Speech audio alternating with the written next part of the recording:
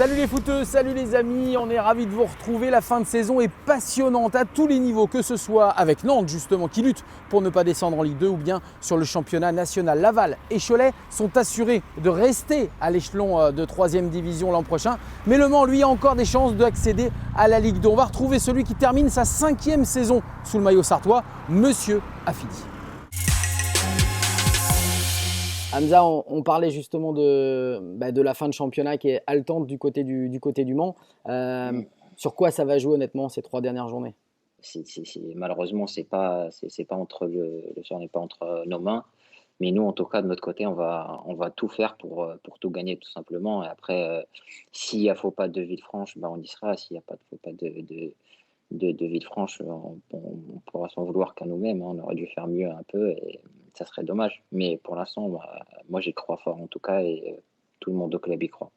Justement, d'avoir vécu cette expérience un petit peu identique il y a quelques saisons, est-ce que tu penses que c'est vraiment un atout pour Le Mans face à une équipe de Villefranche qui n'a pas vécu, qui n'a pas cette expérience? Bien sûr, comme je disais, il y a encore 3 joueurs, 4 joueurs, pardon.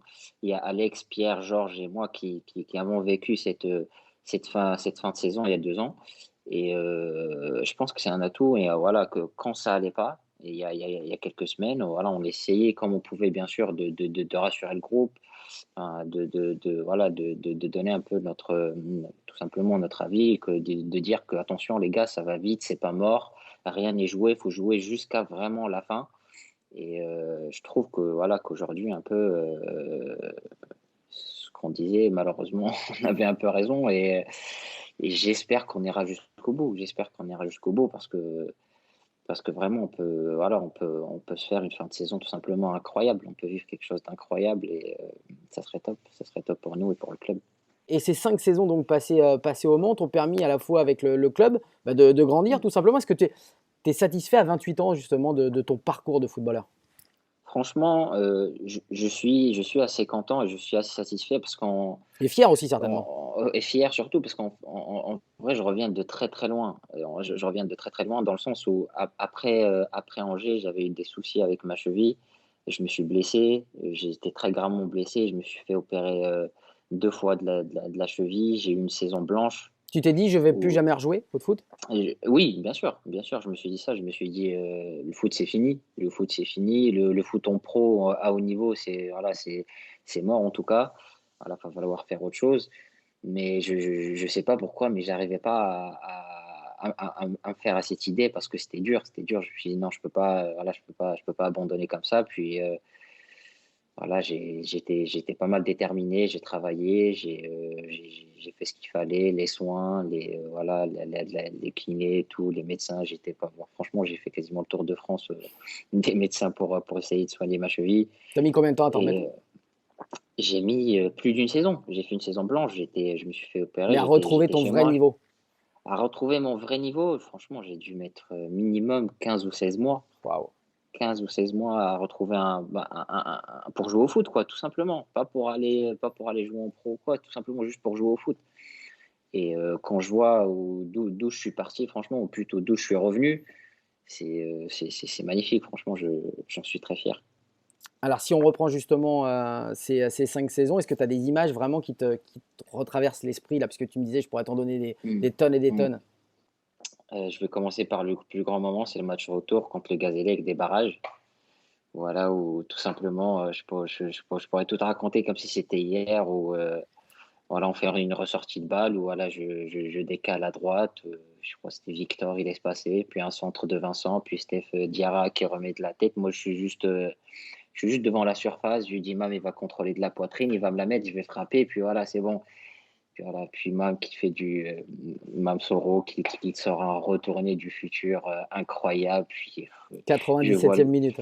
97e minute, puis je vois le coach qui rentre sur le terrain en faisant l'avion, des joueurs en pleurs, et franchement, j'ai des images en tête, mais vraiment incroyables. Le président qui avait les mains sur la tête, c'est magique. Puis, je pense que c'est le plus grand moment. Après, il y a l'accession nationale aussi, c'était pas mal. On était à Limoges.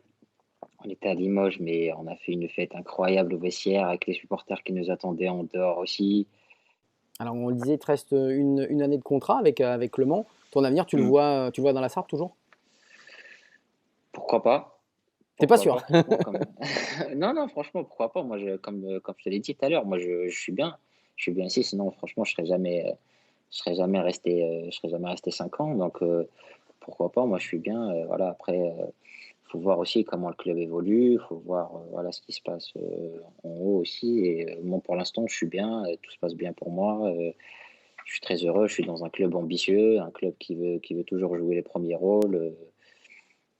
J'en joue dans un magnifique stade. Ouais, ce que j'allais dire, les C'est infrastructures sont ouais, sympas en plus, hein. les infrastructures sont top aussi. Et voilà, que veut le peuple, j'ai envie de te dire. Et franchement, je suis très heureux au Mans. Ouais, pourquoi pas. Et ben le peuple manceau, tu sais ce qu'il veut? Il veut vous revoir en barrage. Donc on va Le peuple, évidemment croiser les doigts pour vous. exactement. Et puis on va attendre le délibéré, hein, le verdict qui va tomber dans les jours qui viennent. En tout cas, on va vous suivre. On te souhaite plein de bonnes choses, Hamza, Merci, avec merci Le Mans. Anthony. Un grand merci Merci. d'avoir été avec nous. Et puis, Au plaisir, ça m'a fait plaisir. eh ben, moi aussi. Et on prend des nouvelles, évidemment, des bonnes nouvelles pour vous retrouver du côté des barrages. Salut Hamza. Merci, salut Anthony, à plus. Ciao. Ciao. Allez, même si les conditions sanitaires nous empêchent d'occuper le studio du SB Foot, pas question pour autant d'occulter le zapping de la semaine. Présent, toujours aussi important sur ce réseau social et qui résume bien Brahimi, ce poison. Bah oui, il a encore le ballon, Brahimi va pouvoir frapper. Bilal Brahimi, c'est son 9e but cette saison et c'est magnifique. Assignon sous la pression, qui s'en sort avec Diongé. Ah oui, oui. c'était pas voulu, mais Oh, ça incroyable. fera un but magnifique. Quel but! Ça fera un but magnifique, c'était absolument pas voulu. Marmot qui va faire l'effort pour aller fermer le côté. Oh, Tom Duponchel qui va rentrer dans cette surface de réparation décalée. Le bon travail avec Mohamed Ouada. Et le penalty signalé par Monsieur Rosier. Allez, c'est parti. Thomas Robinet qui frappe ce ballon. Et le voilà, le deuxième but. L'inévitable buteur Tango qui inscrit sa 12e réalisation.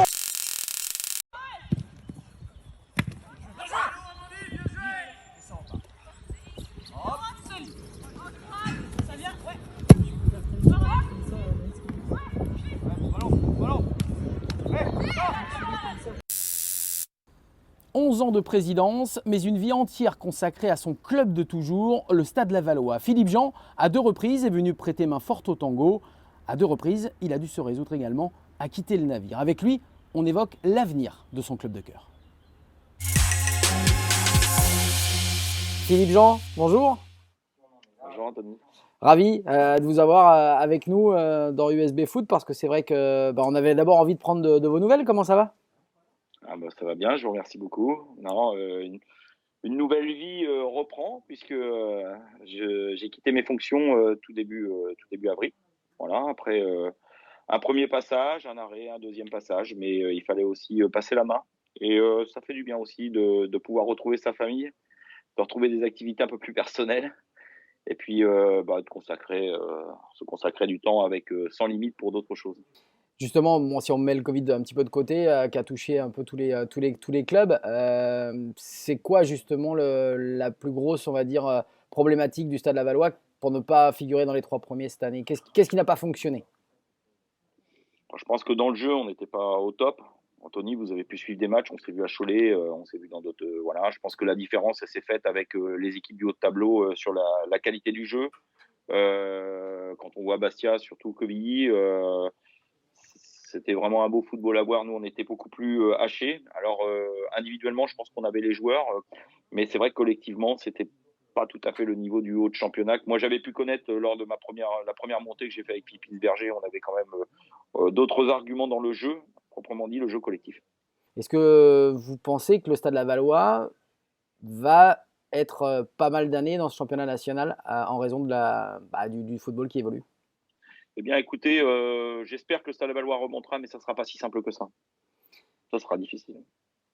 On revient à votre expérience à vous. Ça fait 2 fois que vous venez justement, alors pas au chevet, mais presque, hein, du Stade Lavallois, parce que la première fois, c'était, on va le rappeler, dans des conditions où le club était vraiment pas bien.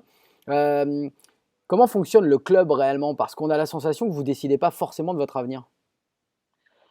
Quand on est président, écoutez, il y a il y avait un conseil de surveillance, maintenant c'est un conseil d'administration. La gouvernance de l'époque, elle était partagée avec Bruno Lucas et les membres du conseil de surveillance. Moi, j'avouerais que dans le premier mandat, je n'avais pas trop de contact avec Bruno Lucas. On était assez distants. On s'est vraiment rapproché dans ce deuxième mandat où on a appris à se connaître l'un et l'autre. Il n'y avait pas de responsabilité, hein, c'est des responsabilités partagées. En tous les cas, j'ai beaucoup apprécié sa présence parce qu'il sait quand même prendre beaucoup de recul et beaucoup de hauteur. Il a l'avantage de ne pas être opérationnel et il est quand même de bons conseils, même s'il laisse la liberté au directoire de prendre des décisions. Aujourd'hui, on est en conseil d'administration avec Laurent Léry, donc il a les pleins pouvoirs. Il n'y a plus de conseil de surveillance et je pense que la gouvernance peut être facilitée. C'est bien, c'est mieux? Je pense que c'est mieux parce que Même s'il ne fait pas l'unanimité d'ailleurs. Hein.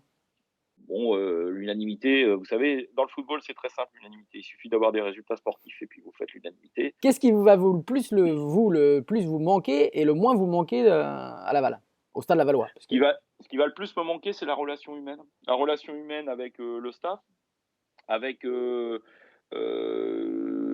joueurs, évidemment, avec les autres clubs, parce qu'on a de très bonnes relations avec l'ensemble du football. Ça peut être des clubs de Ligue 1 ou Ligue 2, évidemment le championnat national, puisque c'est notre championnat. Ce qui va me manquer le plus, c'est la relation avec les supporters. Et c'est ce qui m'a manqué le plus cette saison. Et qu'est-ce qui va le moins vous manquer?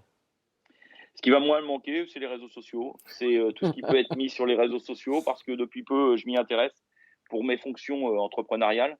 Et j'avoue que c'est trop facile de pouvoir juger ou expliquer des choses alors qu'on ne connaît pas les fondamentaux ou on ne connaît pas l'histoire.